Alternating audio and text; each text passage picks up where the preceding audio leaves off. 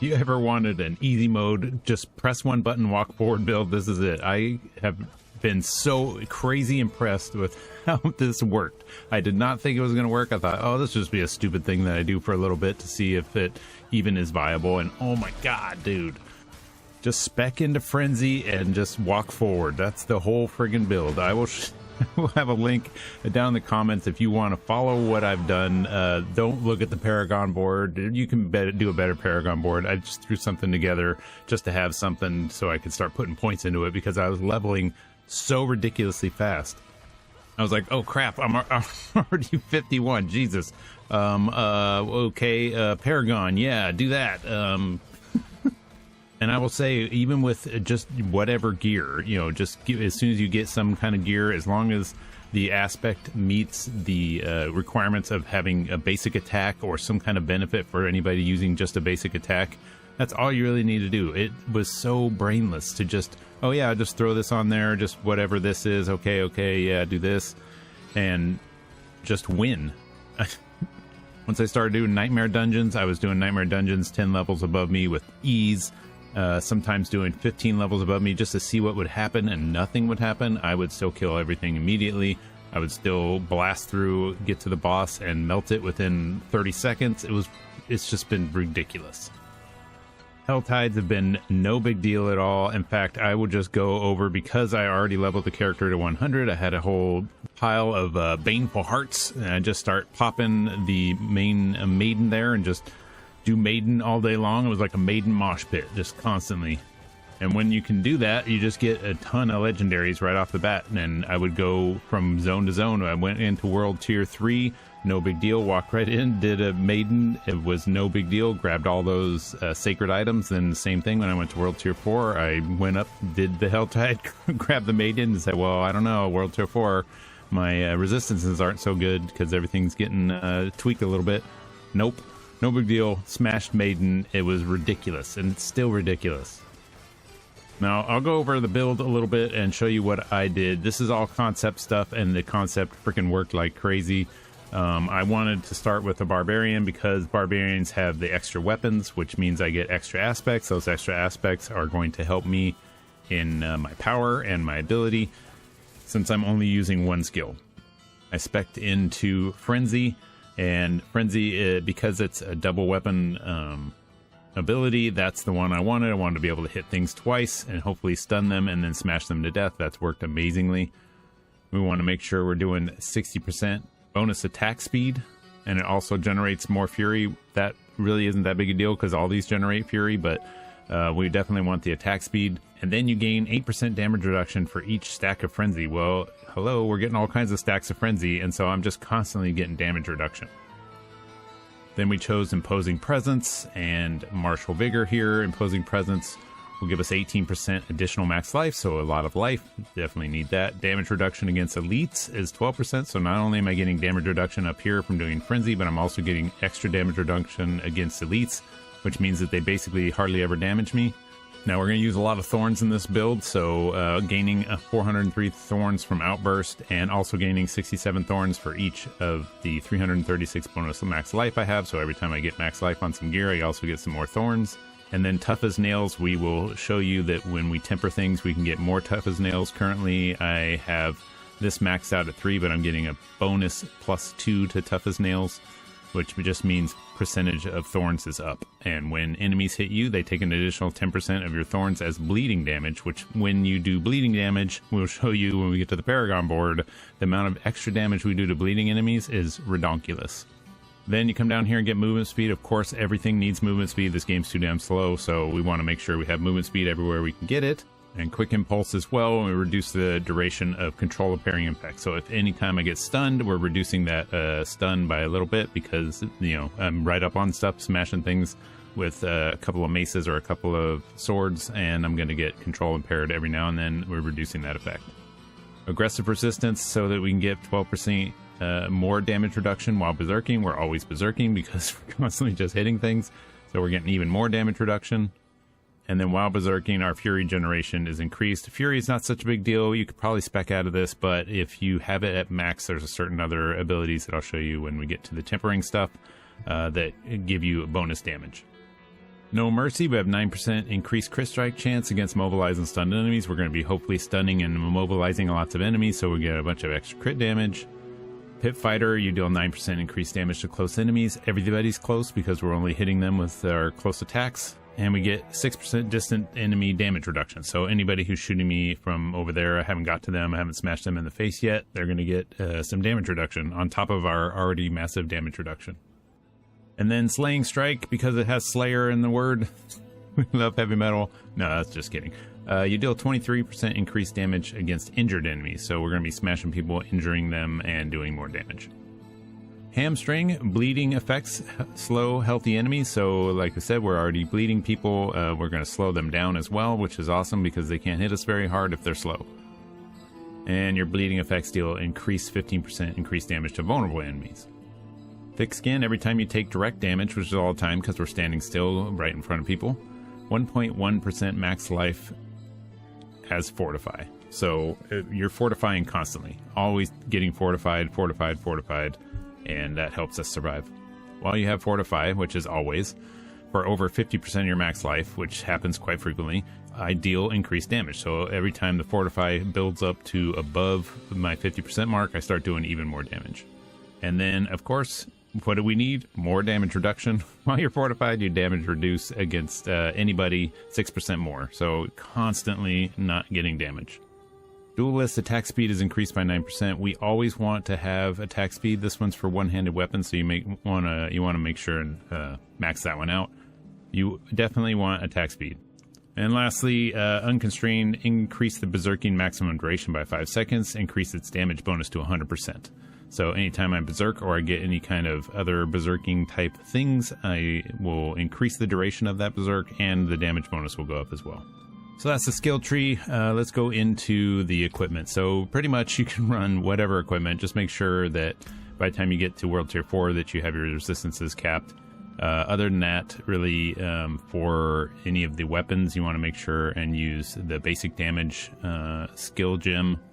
The Topaz, because it will give you basic damage. Currently I've got because I'm only 78, I've got 30% extra basic damage. I'm constantly doing basic attacks, so if you have a slot, throw basic gem in there. If you have some in-game items, you're going to want to make sure and have that gem in all of these because it's just going to increase your damage. I have these different gems in here to get my resistances capped, but once you have those capped from gear, you could easily switch this to armor until you get the armor capped. I'm already armor capped.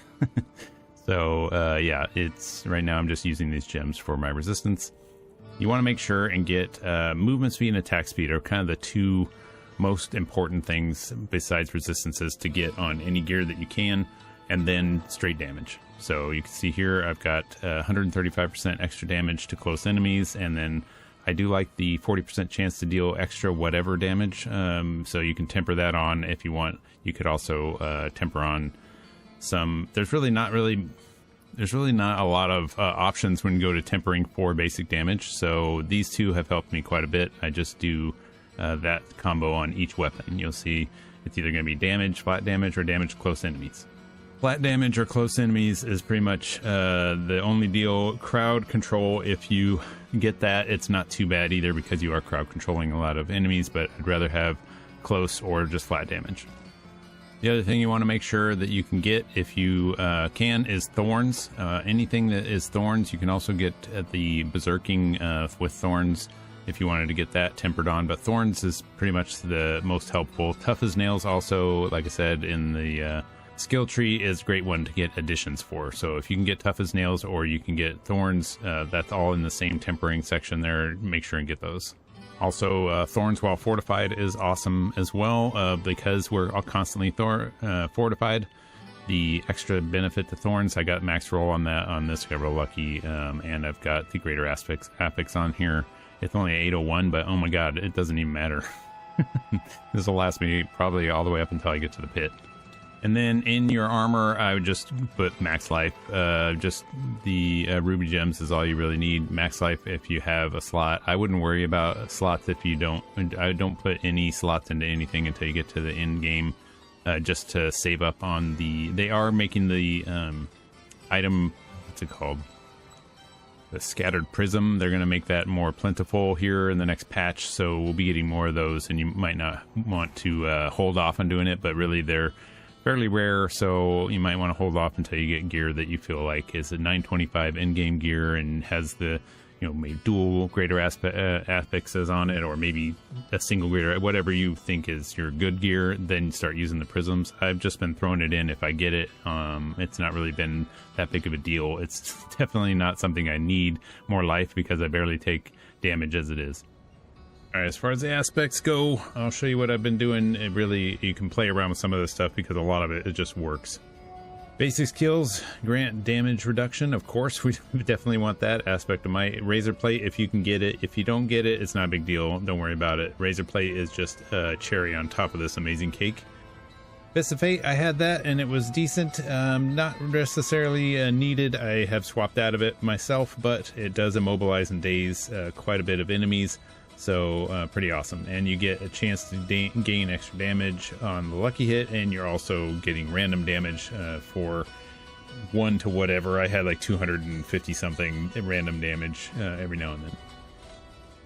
This one, aspect of Numbing Wrath, each point of fury generated while at max fury grants more fortify, so extra fortify. We're always at max fury, so we're constantly getting max fortify. I will definitely see very often if I'm fighting, especially in Helltide, where I have 100% fortify, 100% health. 20 movement speed, and then you lose it. Having this extra movement speed is real nice. You can swap out of something like this. I liked it just because I wanted to go faster, and having the movement speed before I take any damage is pretty awesome. A lot of times my thorns will prevent that damage, and so I'll still have that 20% movement speed because they tried to hit me and my thorns bounced them. So that's a nice one. Aspect of Moonrise, this one is awesome. Damaging an enemy with a basic skill grants 4% attack speed for 10 seconds, stacking up to 5 times.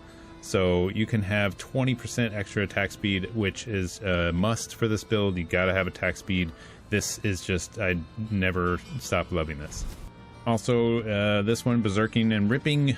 Dealing direct damage while berserking inflicts base damage as bleeding. So we want bleeding because in the Paragon board there's all kinds of bleeding options. We're doing extra damage to bleeding people, so bleed, bleed, bleed. Death Wish aspect, we definitely want that because we are berserking all the time. You want to have thorns, more thorns. It's going to be a percentage of whatever it drops. This thorn damage dealt to the people around you is also very awesome. I see this popping all the time. Thorn damage will just randomly damage other people that are standing around you, so the monsters are getting damage just for being near you. Skills deal up to a percentage of increased damage based on your available primary resource. Well, our primary resource is always full, so receiving max benefit while you have full primary resource. So we have the max benefit all the time. Aspect of Intercom, we deal a percentage of increased damage, triple this bonus after standing still for 3 seconds. A lot of times we're not standing still because we're just pushing forward and moving, but when we get to that boss, after 3 seconds, you can see the boss's health tick even faster because we're just standing there pounding away. And so this is amazing for a boss. And lastly, while berserking, you deal blank amount of fire damage. This is another one that you could swap out for something else if you find something that does better. I like this one just to have extra damage of different types in case I'm somewhere where they maybe are immune to the other damages that I'm doing, like maybe the bleed isn't going to work on them too well. Having this extra fire damage is nice, so it stacks on top of other elemental type damages. And like I said, this Paragon board is definitely not the most optimized. I just threw something together to get a Paragon board together because I had so many points coming in so fast, and still I'll do a Nightmare Dungeon and have 2 Paragon points by the end of it, of a single Nightmare Dungeon. So I'm getting stuff super fast. I will probably come in here if I continue playing this build and redo some of this, but if you want to start with something, I have a Paragon board over here on D4 Builds. It really is just about basic damage and damage to bleeding enemies. So we're speccing into berserk damage and bleeding damage, enemies that are bleeding enemies. You know, it's pretty much all that same thing. All bleeding and berserking and fortifying. We're doing some damage reduction. We're doing vulnerable damage and overpowered damage, but really it's really about berserking and bleeding. That's going to really be the key. Once we have all these spec'd out, I'd probably redo this, but you know, it works for now. Don't look at my board. it's all over the place and kind of a mess. I mean, you look at this one here, just ugh, but whatever. It works for now, and it gets me all the stuff that I need to activate all these things, and the build so far is working so well that I haven't thought, oh, I need to redo the Paragon board because I need something to work better. No, it works amazing. When I get to the pit, maybe I'll start doing that, but for now, that's all that I need to do. Yeah, you've seen on and off throughout this video some of the ridiculous just walk forward and hit things damage this build is doing. Hopefully this is something that entertained you for a little bit. It is making me laugh hilariously every time. I can just go sit on the couch, have a conversation with my wife, and push forward and not even look at the screen and just get through a nightmare dungeon. And that's just ridiculous. It's hilarious to me. So anyway, if you like this video, throw a subscribe on there. If you're this far through, throw a comment down below. Let me know what you thought, and I will see you in the next video.